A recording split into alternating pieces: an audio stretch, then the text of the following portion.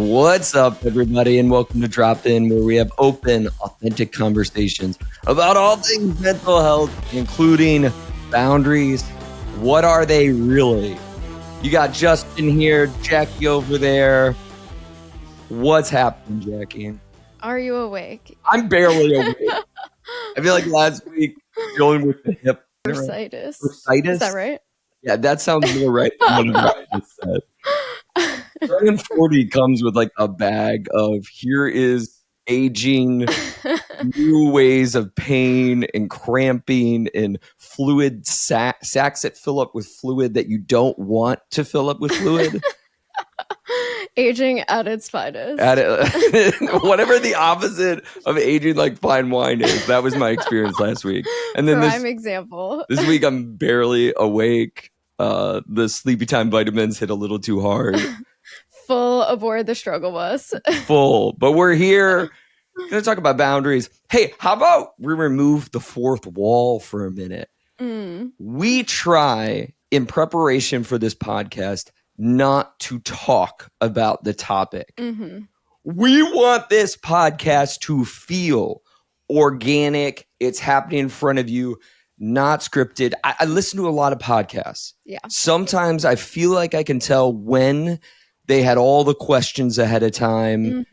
And again, it's not like I don't learn things from those podcasts, but it doesn't feel like an organic conversation. Right.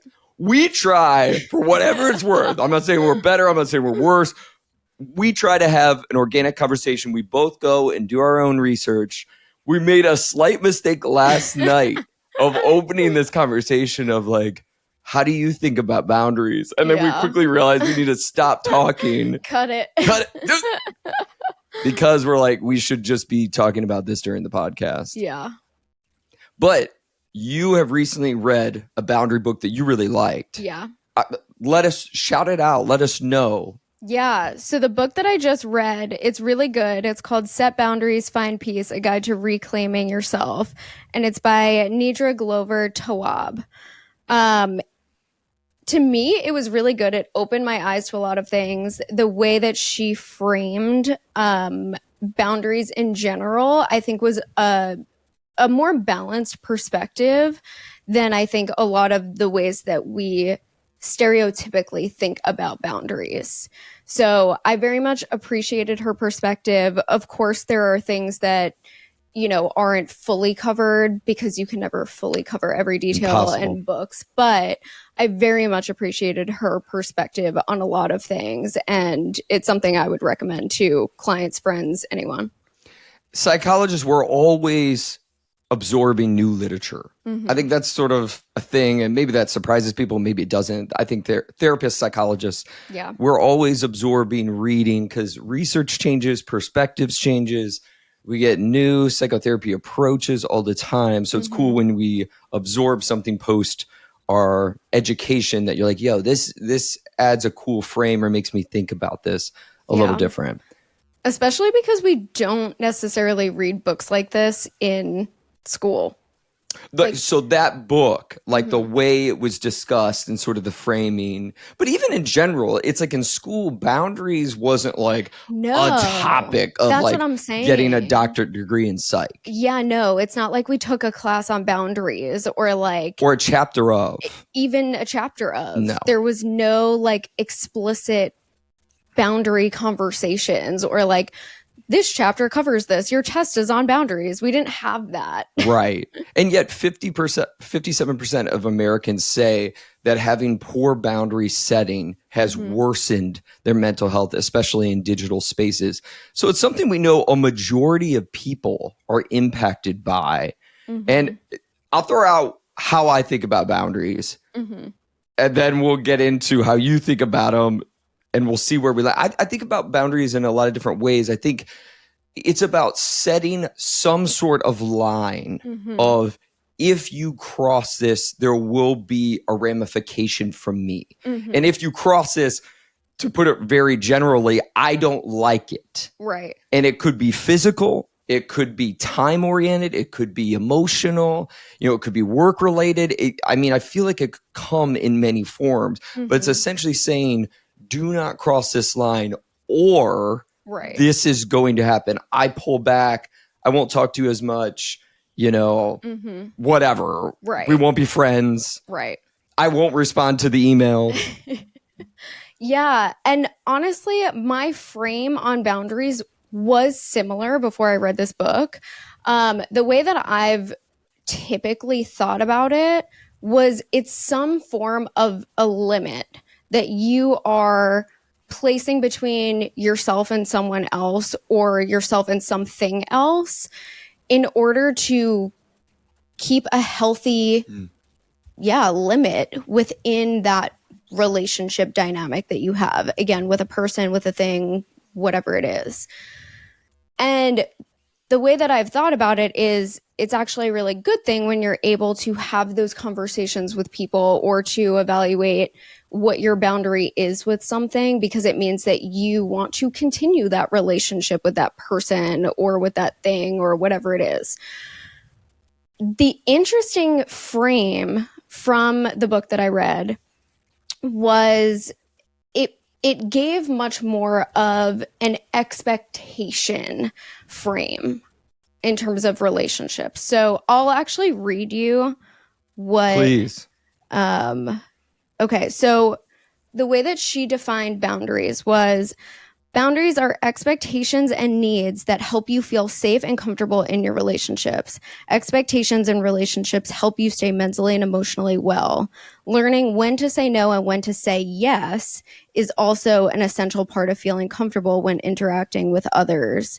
And she said, creating healthy boundaries leads to feeling safe, loved, calm, and respected. They're an indication of how you allow people to show up for you and how you show up for others. So basically, it's a cue to others about how to treat you. The thing that I thought was really interesting and that kind of shifted my perspective was thinking about not just the limitations that you're setting or the line of where you feel comfortable or not comfortable, but also the expectations that you have of other people. So not just don't do this, but also these are the things that I want you to do. And so the shift for me was it's not just these are all the bad things that you're doing, but looking at it through the lens of what is it that I am needing or wanting or expecting from other people, and how do I communicate that to others? It's really interesting because I think that's something that is a gap when you talk about boundaries or think about them. Right. Of if I'm saying this is a line, then there's something sort of implied and inferred and maybe not said, unsaid about what I'm wanting. Like, I agree. And it, as we were talking about this last night, and it was spoiling the organic nature of this great podcast of, what's the difference between then a boundary and a want? And even as you're talking about it now, I guess I'm filling in a gap of like, it's widening the conversation about boundaries of like, they're all connected. Right. A boundary is related to me communicating something I want. Interestingly, I think people often fall short of maybe completing that circle. Right. Saying it's a boundary for me if you follow any of your exes on social media. Right. Yeah. And I think sometimes that gets weaponized, especially now with social media and a lot of people talking more about boundaries, is that sometimes that like therapy speak can kind of get weaponized of like, well, this is a boundary for me, and therefore you have to abide by this like very specific X, Y, and Z list that I'm giving you, as opposed to having the conversation of these are things that I feel comfortable with and these are things that I don't, and opening that conversation as opposed to if you do X, Y, or Z, or if I deem this a behavior that I'm not okay with, then you're cut off and that's the end of it and I'm ghosting you, or, it feels more punitive. And that was the frame that I really appreciated about this book, is that it made it feel less punitive, and it made it feel easier to have some of those conversations that we often put off because they feel very uncomfortable. Let's run with this example. Okay. I come to you, Jackie. Mm-hmm. It's a boundary for me that I don't want you to follow any of your exes on social media. Mm-hmm. If we're completing the circle, to me, what needs to be communicated is I want to build trust in you. Mm-hmm. And I feel like and worry, I think we have to put that in there because you can't assume people. Anxiety loves to assume, and past injury in relationships love to assume. If you're following your ex on social media, that means you're still in love. That means you're still, there's a lot of assuming that goes on. But I want to feel like I have trust in this relationship and that you're fully committed to me and invested in doing life, through the hard times and working through and not feeling like, well, this is getting hard or whatever. I'm just going to go back to an ex or follow my ex or put energy in another direction other than into this relationship. Mm-hmm. Yeah, I think that conversation opens the door to being able to have more of a conversation, as opposed to if you were to come to me and say, it's a hard boundary for me that you don't follow any of your exes, because one of those would make me very defensive, whereas the other one would open up a conversation. Absolutely. And I think that's the interesting thing is because what I see on social media, what we see in therapy is a lot more of, I went to my partner and said, this is a boundary for me. Mm-hmm. You can't follow your exes on social media. Mm-hmm. Maybe they'll toss in a little bit of emotion. It makes me feel uncomfortable. I don't like it. Mm-hmm. And for me, that's where I see the conversation end. There's nothing more about sort of completing a circle of like, what is this really about? Right.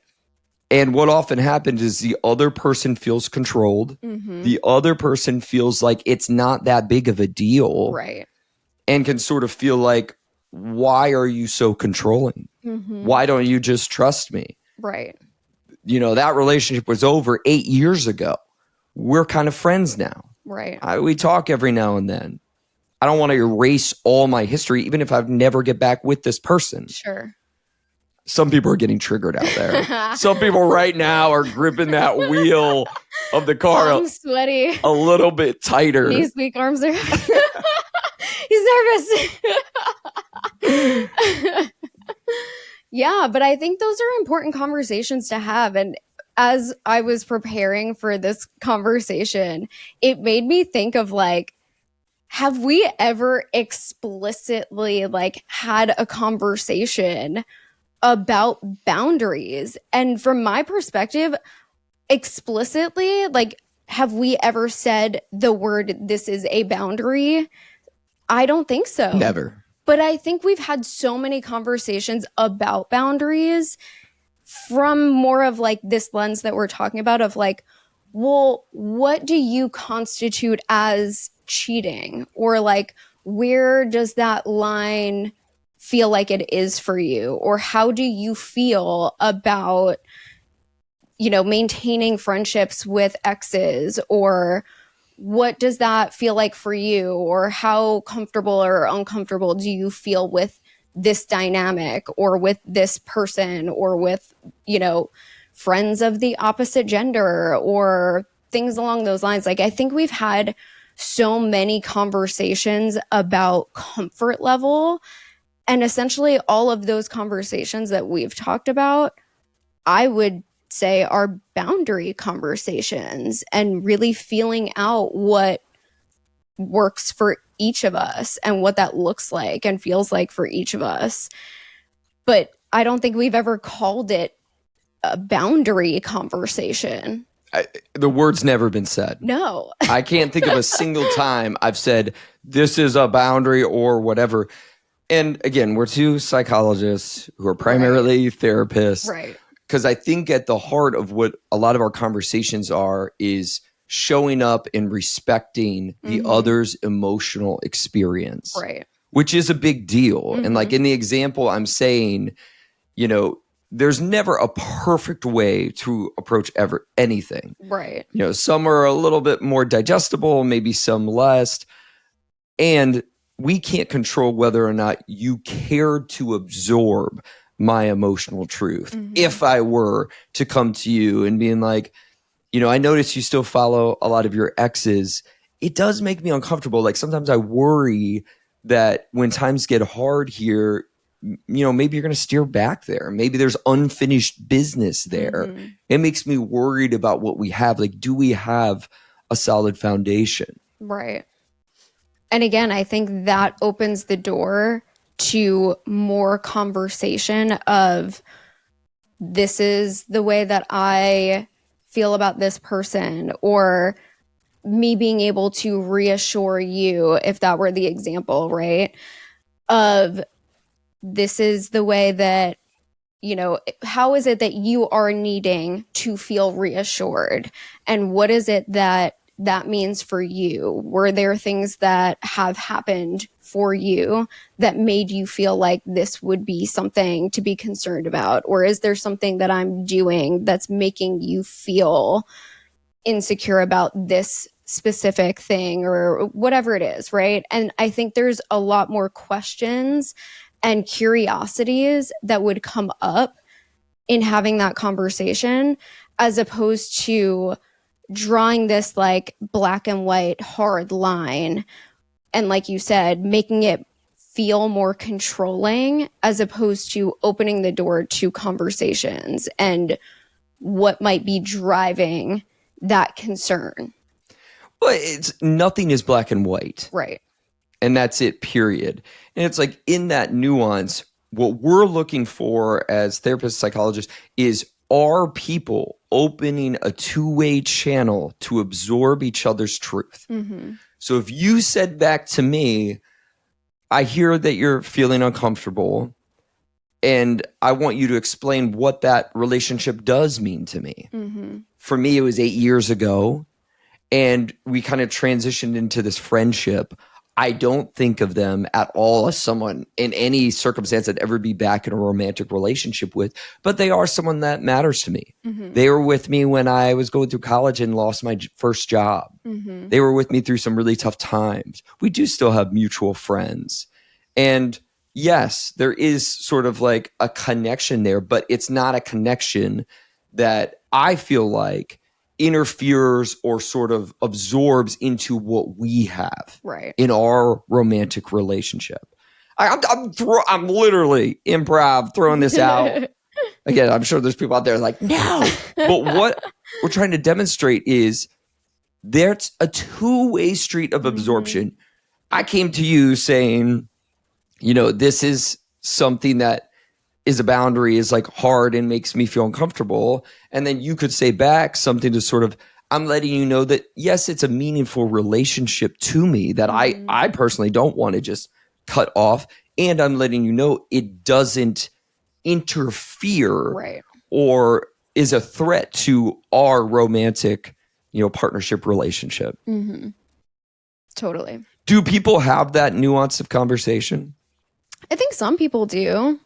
You know, if you're coming from a lens of curiosity, or you're talking about, you know, previous relationships, or what makes you feel uncomfortable or made you feel uncomfortable in previous relationships. And I think about even, you know, when we first started dating, there were a lot of conversations I think that we had, especially because you came into the relationship with a child, right?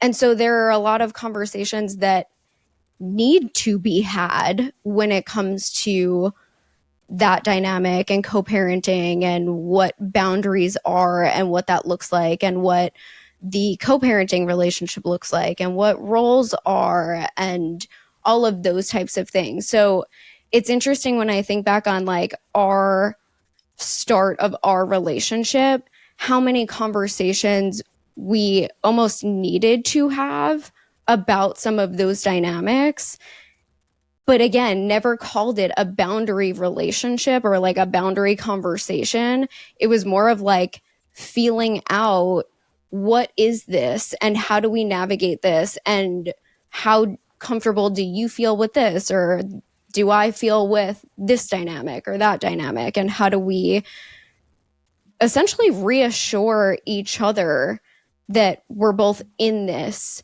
and wanting to make the other person feel the most comfortable. Yeah, shout out to all the co-parents out there. Shout out to all the people dating co-parents, because it's layered and nuanced. When you are a co-parent, it feels like I'm not just going to let anyone into my child's life. Right. When you're dating someone of a co-parent, it's like the questions you have to have are long in terms of what's your relationship like with your ex? Like, how do you see me in this role with your child? Like all the questions sort of get asked and revealed. Again, I feel like if you're going to create a good foundation, right? Because co-parenting is hard. Stay tuned for that entire podcast episode. For real. The wild ride. But again, I think because of that, it gave us a frame to have a lot more of those like nuanced conversations and almost make that more comfortable and normal for us to have conversations about what dynamics look like, or what we feel comfortable with or not so comfortable with or concerned about. Because I feel like, again, we still have conversations, not just about like co-parenting, but about other things that we feel comfortable or not so comfortable in, whether that's the social media side of things, whether that is our families and how that impacts things, or the dynamics that we have with our own, biological families and things like that. And I do think that those are important conversations for people to have as an ongoing conversation, because I also think that boundaries can shift over time. They absolutely do. It's ongoing.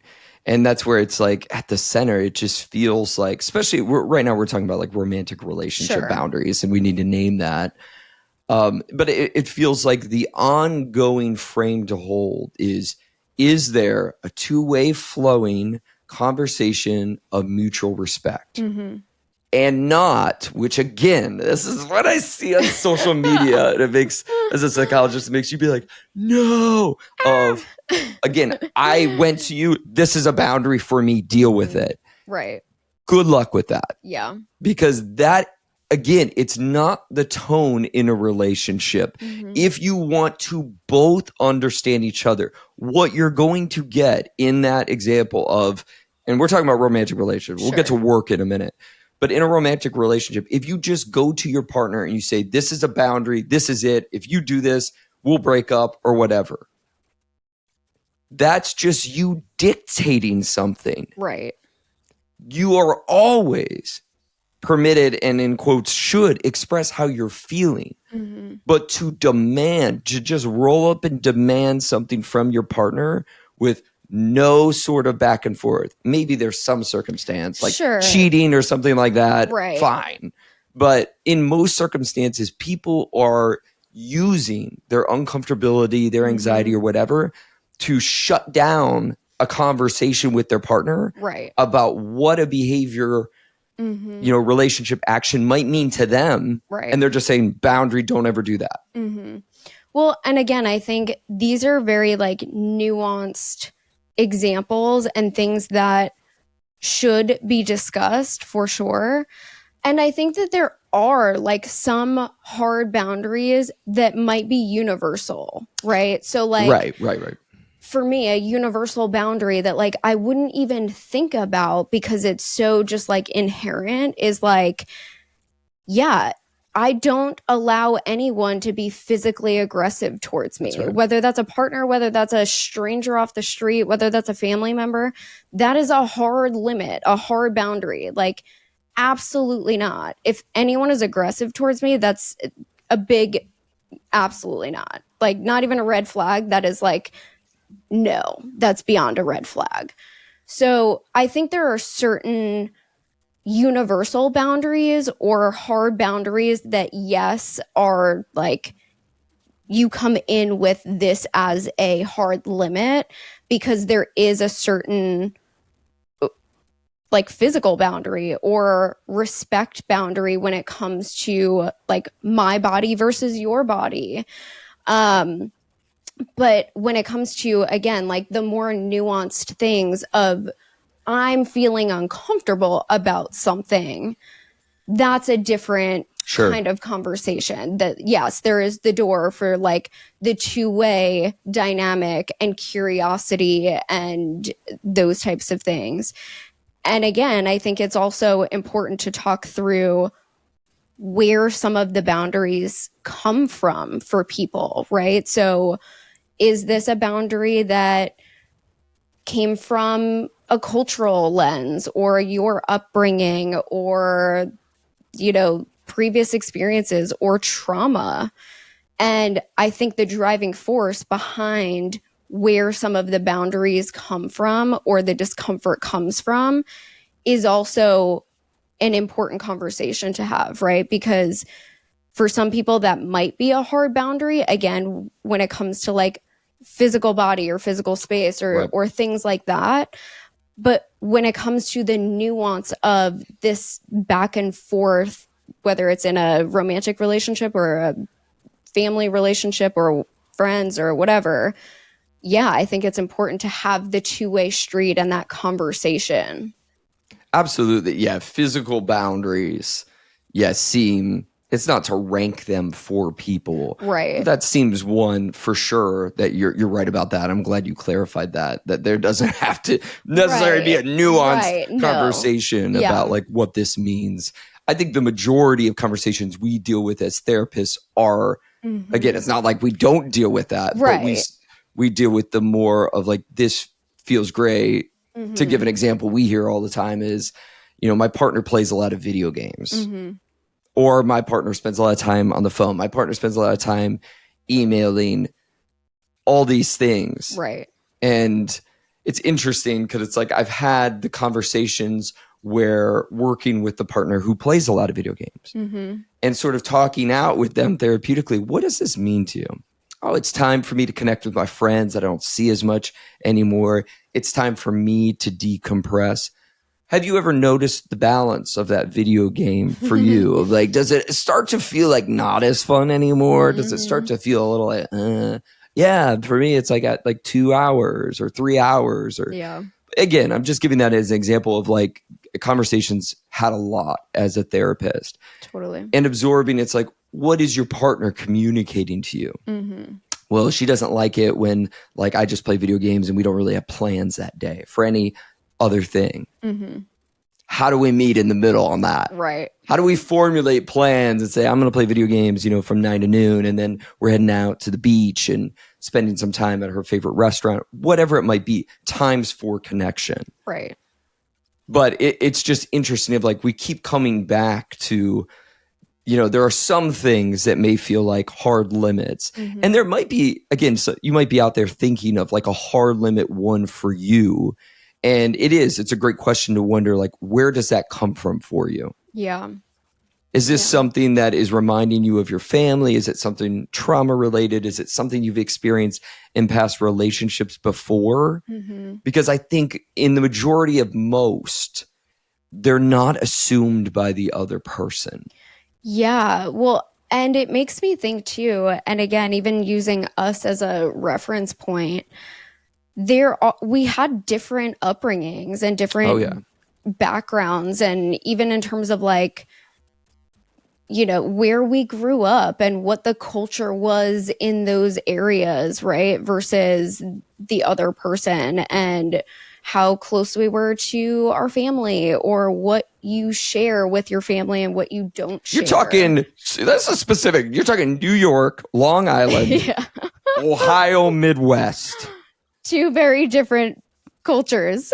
They are different cultures. Sure. Which is why I constantly make fun of you when you play any country music. I'm like, have you ever been in a cornfield in your life? And I don't know why that is. That seems to be like a cultural phenomenon, just to dip into that for a second, of like, in Ohio, people couldn't wait to wear flip-flops. Yeah. We now live in subtropical South Florida. I mean, when spring would hit in Ohio, everyone was in flip-flops. It's 40 degrees. It's so funny. We live in subtropical South Florida. We wear black year-round. Yeah. Come visit us. I promise it's the truth. Catch somebody in flip-flops. You know they're not from here. Yeah.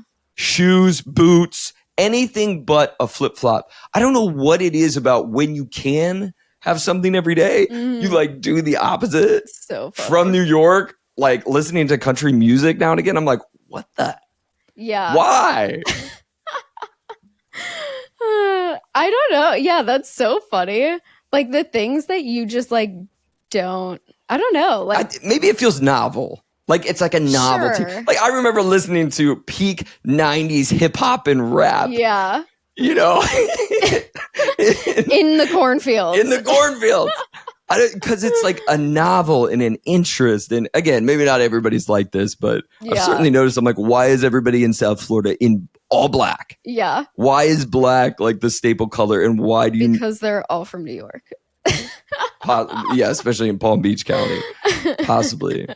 But to your point, it's like, you know, nobody has the same upbringing. Nobody comes from the same family. Right. Assumptions of like, is this house that we share and live in, is this an open house? Right. What is the frequency to which friend, cousin, mother, father, sister, whoever can just come on over? Right. Do they spend the night? None of this is assumed, but it feels that way. Yes.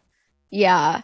And I think about even previous relationships that I've been in and how like there have been clashes, right? Because I think sometimes we just assume that everybody has the same boundary as us, right? Like, yeah, we have an open door policy. Like whoever wants to come over comes over, versus someone who's like, no, this is my house. You have to ask before, and you're absolutely not staying over, and you better get a hotel room, or, you know, things like that, right? Of just where that comes from. And some of it is cultural, right? Like collectivistic cultures versus individualistic cultures. And some of that is where you grew up and the culture of where it was that you lived, and, you know, what it is that you share with your family, right? And I think about even previous relationships where,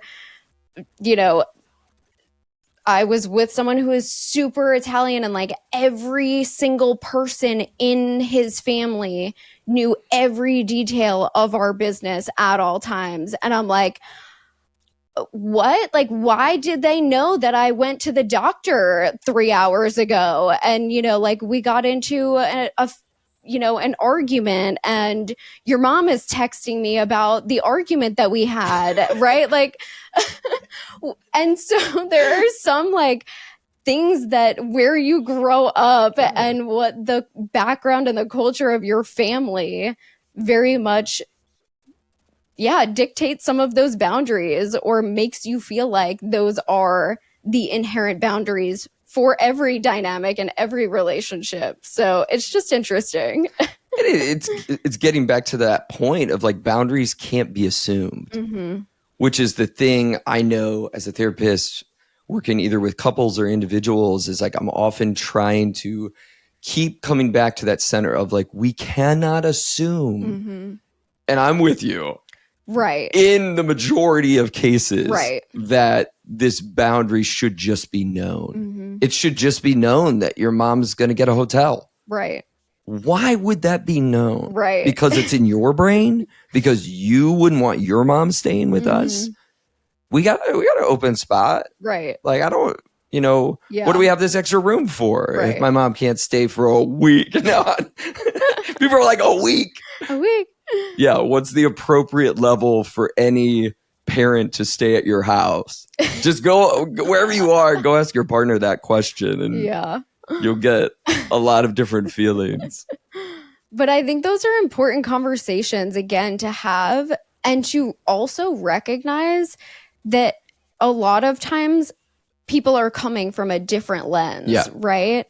And within families, I feel like that is a place where there's a lot of boundary clashes, right? So as one person recognizes or, grows up within a certain household, and then they go out into the world, or they realize like, this is not something that I want anymore as a boundary, or I want to shift this dynamic, or I want to change the way that this relationship with my family looks, or this family member.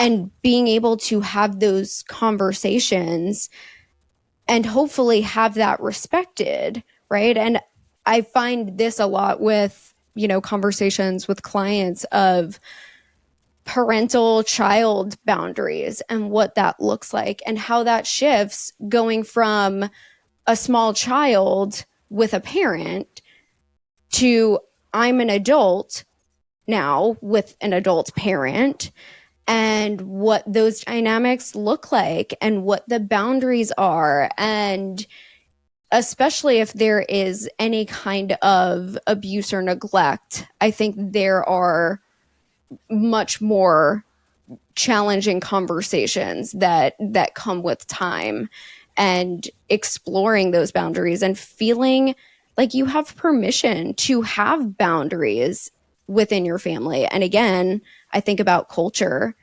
and if that feels appropriate for some cultures versus others where you could never go against your family and that's just part of the culture. So there are so many challenges, I think, when it comes to having those conversations. And I think because of that, there's a lot of fear and a lot of anxiety about how do I have this conversation and how do I navigate this dynamic moving forward if I want to shift the boundaries or shift the dynamic in any way. I totally agree. And I think, setting the frame of like, I'm having this conversation because I want us to, remain close, have good quality time together, like however you fill in that blank, but really setting the frame of like, I'm having this conversation with you because I want things to be good. I'm not having this conversation because I want to push you out or, have disconnection. But I think a lot of the things that come up a lot is, what do I do when someone breaks my boundary? What then? Yeah. And that is really tough. As we're learning with a 4-year-old is like, children certainly can learn that your words don't really mean much.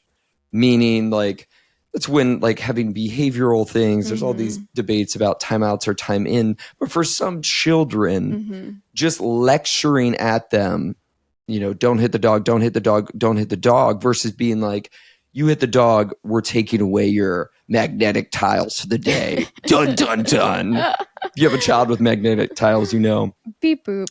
But that has a different impact. Right. But I also think in adulthood, it's funny how there's that parallel of like, you could keep saying to someone over and over again, I don't like you liking swimsuit models on Instagram. I see you liked another one over and over again.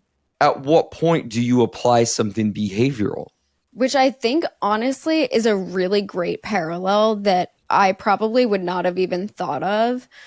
And that was one of the things that I was thinking about from the book also, is in terms of parenting, what are the boundaries or the limits that we're setting, and what are we teaching our kids about their own boundaries and their own choices, and what are the limits because of safety, right? So the way that she framed it, and I really liked this, was when we teach kids boundaries or we give them boundaries, it makes them feel safe because it gives them a structure of, I can do this, this, and this, but I can't do that.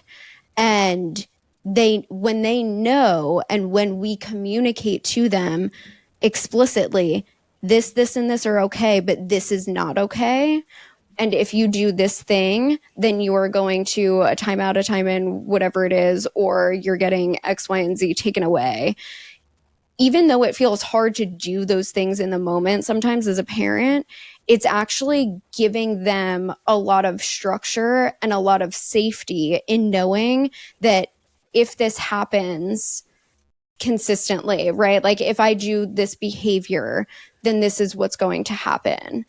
And having them know that that is consistently replicated, and so that they can trust what it is that you're saying actually means something, and that they know where that limit lies and where they can do and can't do these behaviors. And I think about it as we then grow up, and kind of that parallel that you're saying, we learn to trust what people say and the repercussions of those actions and where those limits are. And again, even giving those options and spelling those things out explicitly can be so helpful to create a space of safety. I agree. And I think in the ideal, especially when we're not talking about necessarily children, in the ideal, I think what a lot of us want is that someone just recognizes the moment of, did this lead to connection or disconnection? Mm-hmm. And like the example I'd give is like, our relationship is one filled with heavy humor. Yeah. And it's not to say yours should be. Right. But we'll make fun of each other all the time. Mm-hmm. Like, coming back in the door, forgot the keys. The other one yells, idiot. And we'll just die laughing. We don't take ourselves seriously. No. But in another relationship, that moment of humor, if someone yelled idiot from the other room and there was disconnection. Right. You think, my IQ is not high. Right. You think I'm not smart enough to run my own life. And I'm truly not saying this in a mocking way, but some people may interpret that way. Right. I don't want to be joked about in that way. Our Venn diagram overlaps heavy there of like, we feel and find joy in the connection of trying not to take things too seriously, because we do all the time in our professional life. But the ideal would be that you could just recognize that didn't land well with my partner. I don't think everybody has that level of emotional and social IQ. Right. And that's when being able to communicate the boundary comes into play. Right. And be more explicit about certain things. You saying that to me, calling me an idiot when I came back in for my keys, that made me feel disconnected, hurt, made me feel, that you don't respect me. Whatever someone might feel. Right. And I'd appreciate it if you didn't say those things moving forward. Right. And that's like the boundary conversation without specifically saying, this is a hard boundary. Right. Because it gets in, the nuance and the detail. And maybe you could find someone like, oh, I come from a culture that jokes a lot and we find connection in joking. And then it's like, well, you just landed in each other's truth. You have this difference in how you connect.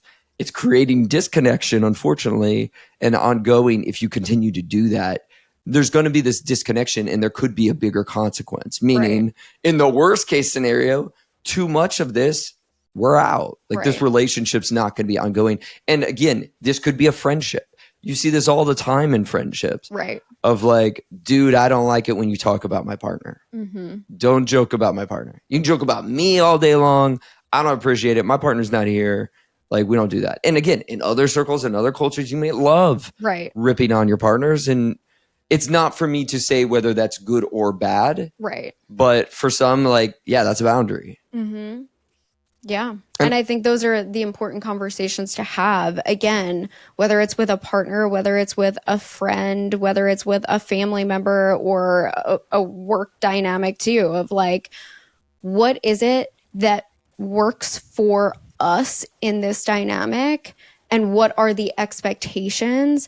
And again, going back to kind of the flip side of not just a limit of don't do this, but what are the actual expectations and what am I hoping for in this dynamic, because even thinking about, spelling that out for someone, because people can't read our minds, right? Like, we would love for that. We would love for people to infer that, I need this kind of connection and I need support in this way or that way. Or, when I'm quiet, then I need space, or when I'm whatever, right?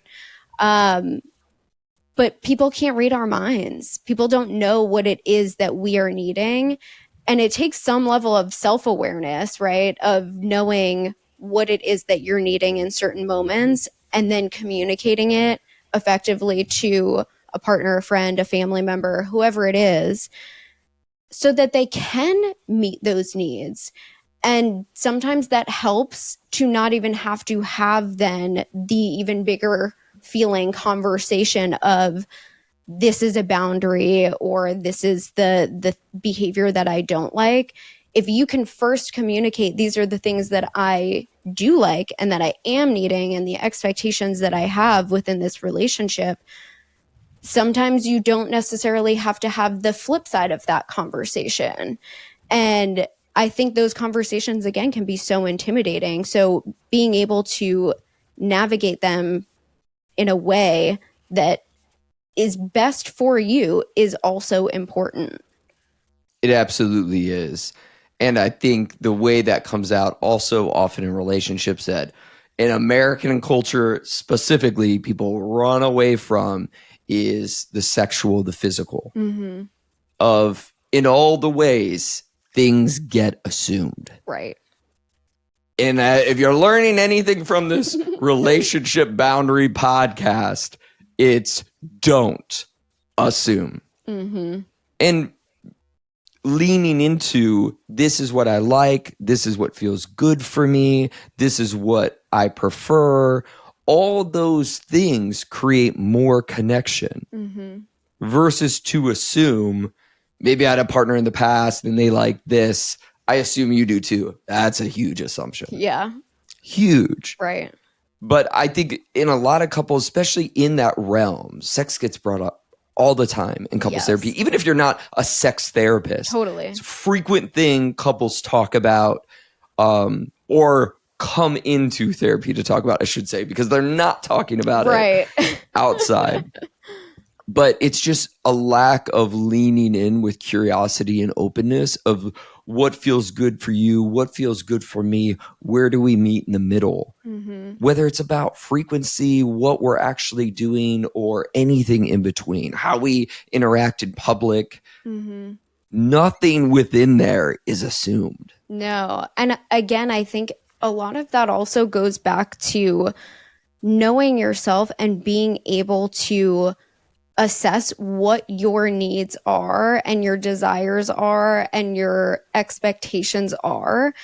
And this is a conversation that I frequently have with clients too, of what are your wants, needs, desires? And sometimes that's really hard for people to even think about, especially when certain people have been conditioned to only please other people, or that their needs are not important. And I think that all ties into boundaries, right? Of course. Because if you don't know what your needs are, or where you end and someone else begins, it's really hard to be able to communicate what your needs are when you don't necessarily know them, or what your boundaries are when you haven't necessarily established that because you haven't had a space to do so. Totally. And I think some of that is like just on life and living, and life and meaning you can't know everything.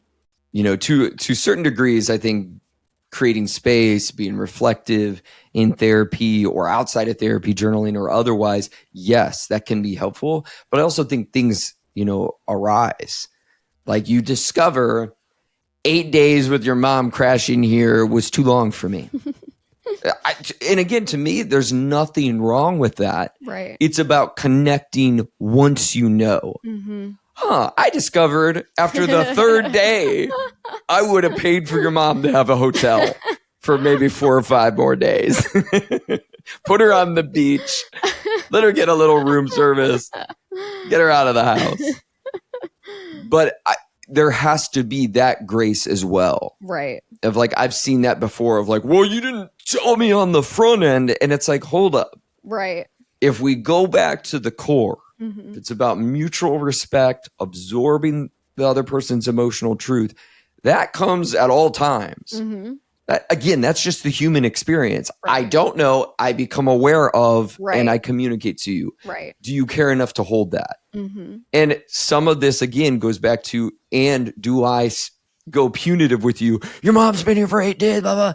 Versus do I say, I want to have a conversation about this, about how long your mom stayed, because I realized something. Mm-hmm. That matters too. Right. Of like, don't want your message heard if you're coming in at the volume 100. Right.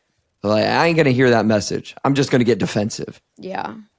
Well, and that's the whole part about, again, communicating and feeling like you have the space to communicate as well.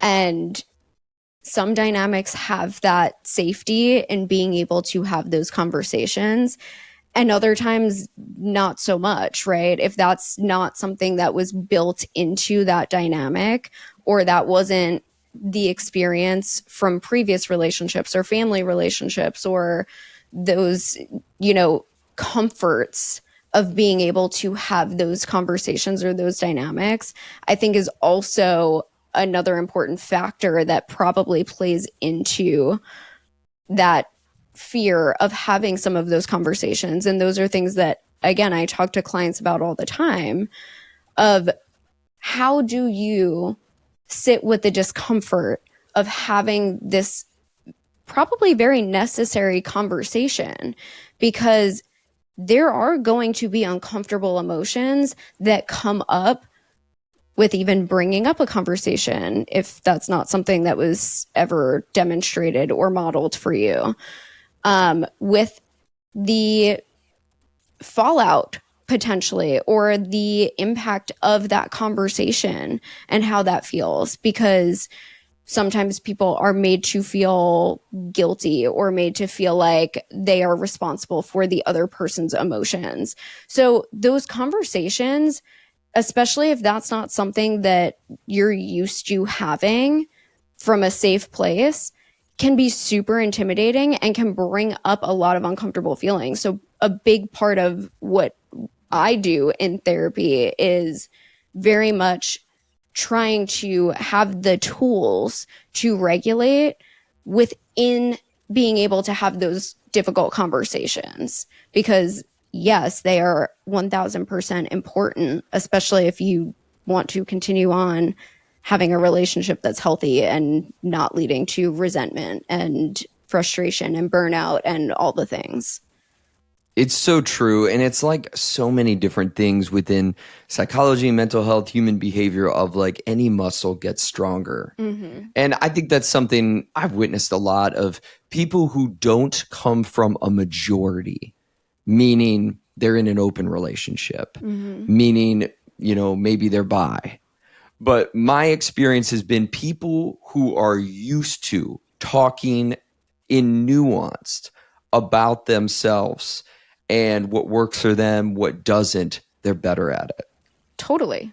And it's not to say that again, they should be, mm-hmm. you know what I mean? Of like, oppression exists, the bigotry certainly exists, but it's certainly something psychologically I've been like, wow, these people who have come to certain realizations of they in some way don't fit this confining square, mm-hmm. Majority, they're often really good at communicating in nuance what they feel, what works for them, what doesn't, because they've had to. Mm-hmm.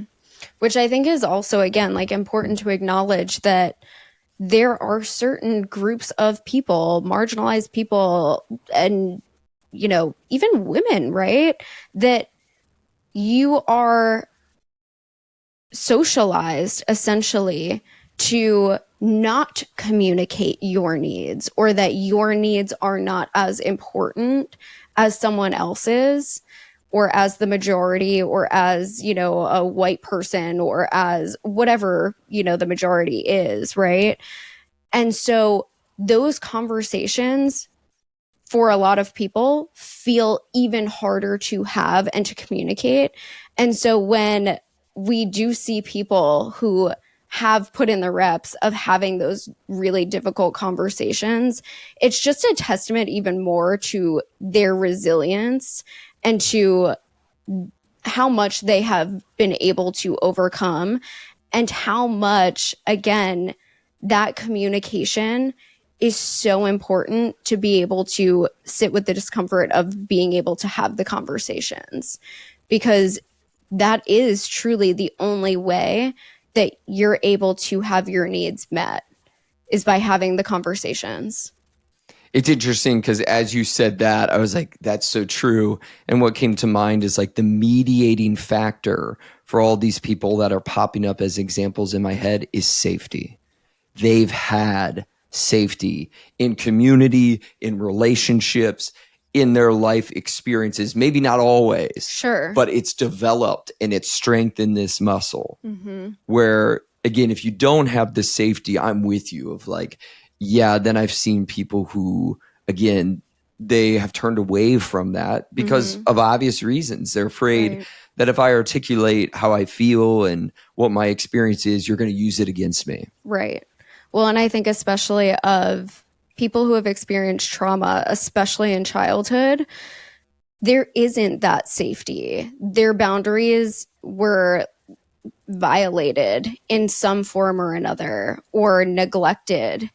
And those people that I very much, think of probably needing boundaries the most. And one of the ways that I think of building that muscle is thinking about the boundaries that you have for yourself first, as opposed to thinking about what your boundaries are in relationships, or, how to communicate that. Sometimes that feels like that's 10 steps down the road. And so first and foremost, thinking about, what are my boundaries? What are the boundaries that I can set even for myself? And some of those might be the universal ones of, I don't allow anyone to be physically aggressive towards me or violent towards me in any way. And part of that might be setting some of those boundaries with the way that you speak to yourself, not even getting to, 10 steps ahead of how do I allow other people to speak to me, but how do I allow myself to speak to me? And how do I respect my own time boundaries and, my own schedule? Do I conform that to other people, or do I, stick to what it is that I said that I was going to do that day?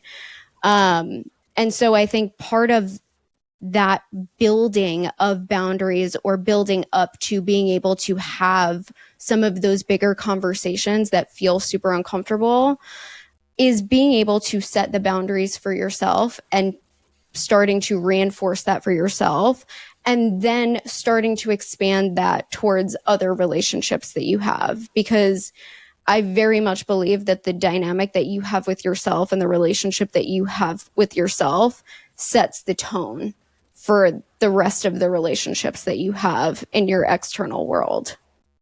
They absolutely do, and always does.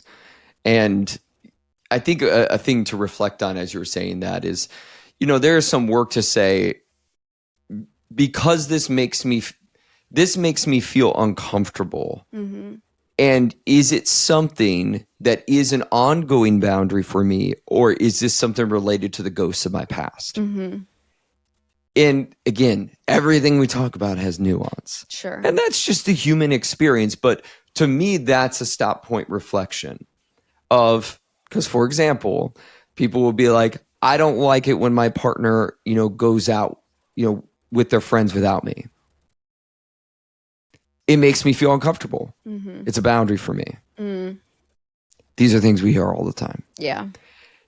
And so the reflection I'd put out there is, just because it makes you feel uncomfortable, it's looking behind that curtain and asking yourself, what is it about this?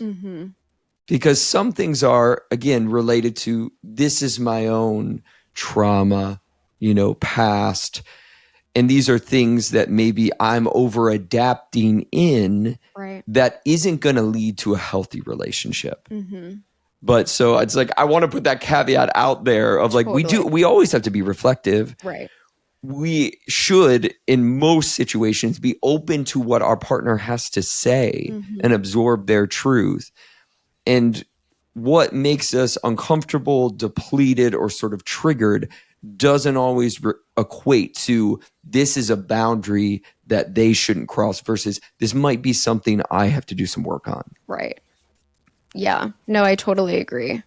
Because I think a lot of us are triggered by things from our past, of course. Every single one of us, right? Yeah. We all have different triggers. We all have different experiences that then translate to discomfort in X, Y, or Z areas. And again, looking at that discomfort, almost the way that I describe it a lot of times is like, my check engine light is on. And I'm trying to figure out which light on my dashboard is equating to which thing, right? So like, there are like 100 lights on your dashboard. And is this one my tire light? Is this one my oil light? Is this my washer fluid? What is this feeling equating to, right? Like, where is that coming from? Is that connected to this trauma that I experienced? Is this connected to, you know, the previous relationships that I have been in? Where is this coming from? And then can I actually generalize that to this situation? It's okay that it makes me feel uncomfortable. And just because something makes me feel uncomfortable doesn't mean that it's unsafe and doesn't mean that it's something that I need to avoid or close my partner or friend or family member off to. And being able to look at that from this lens of curiosity, even for ourselves, I think is so important and so valuable to be able to maintain healthy dynamics. That's right. And I think that's where we create reasonable bridges in these conversations, meaning, you know, in the example that I gave of like, I don't like it when you go out with your friends. Most people hear that and they're like, yeah, if you limit your partner from doing what fills their tank, having healthy friendships, like this isn't going to work. Right. However, it's like you often in a healthy dynamic can land in a spot of like, do you mind texting me, you know, when you're out? Like, I just want to hear from you, you know, make sure you're okay. And again, this is where nuance comes in. Sometimes this gets taken too far. People are sharing location and I'm watching it as a live stream for 5 hours. What building is this? You know, this is why nuance is so important. But in relationships, people find healthy ways forward, healthy bridges forward. And that's why it's important to communicate these things. And again, not approach a lot of these nuanced boundary conversations with, you know, I don't like those friends. I don't want you going out at night with them because it's not going to lead to a healthy relationship. Right. Us reflecting, doing our own work, figuring out where this comes from for us, figuring out what is sort of a path forward, hearing from you, texting me, you know, whatever it might be, you know, us, you know, coming home at a certain time. Some of these things, again, it feels reasonable. Right. Versus feeling like I'm stuck in a land of over control, which isn't going to be good for either one of us. Right. So not everything's like a step process, but if we're laying out there, it's like when something comes up for you and you're wondering like, is this a boundary for me? We're saying pause, reflect, get curious where this is coming from for you. When you got an idea of that, approach the conversation in a way that you can communicate this in a digestible way. We don't want to be accusing. We don't want to be screaming, yelling, but like truly of like, is the words I'm choosing, does it allow a light to be shined on me that you can understand me emotionally, you know, where I'm coming from, and it's going to land that, you know, reasonably that you could digest this. Third step, I have to be open to some regard to hearing from you. Not just how this is landing with you, but maybe whatever the behavior thing we're discussing, how you feel about it. Right. And then being able to articulate sort of ongoing and reassessing, how is this boundary holding? Which I think is important to be able to like have those follow-up conversations about how is this feeling for both of us? Is this something that can change over time? And oftentimes having those open conversations is the thing that continues to build safety within that dynamic. Love it. Gosh, we always appreciate you being here with us. We hope you take something away. These are conversations we have all the time and will continue to have in our relationship. And of course, as therapists, it comes up so often in sessions with friendships, with partners, with all kinds of people. We didn't get into work. Do you send the work email back at 10 p.m.? We hope you don't. In conclusion, we hope you can set that, but we'll save the work boundaries for another day. Listen to the burnout episode if you want to hear all about work and burnout. But we appreciate you being here every week, and we'll see you next time. Bye.